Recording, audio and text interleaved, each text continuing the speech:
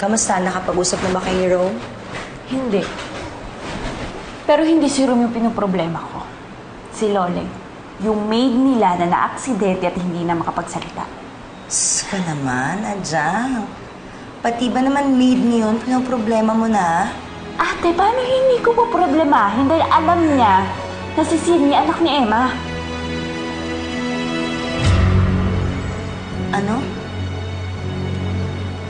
Anak ni Emma si Sydney?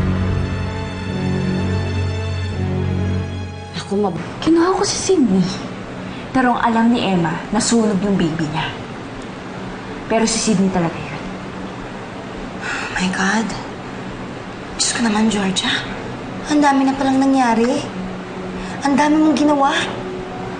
Ate, hindi ko naman maiisip gawin lahat yun kung hindi ako nakunan. At kung hindi ko mahal na mahal si Ron. Sa'yo na rin nanggaling, di ba? Kaya natin gawin lahat para doon sa taong mahal natin. At isa pa, ganti ko na rin yun kay Emma sa lahat ng atraso niya sa akin.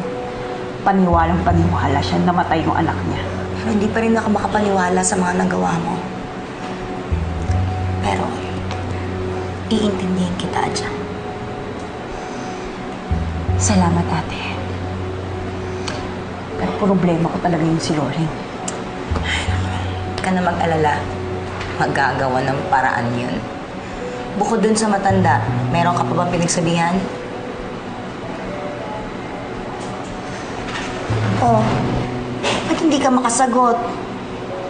Sino? Si Angelo. Ano? Pero hindi niya alam na si Sydney yung bata.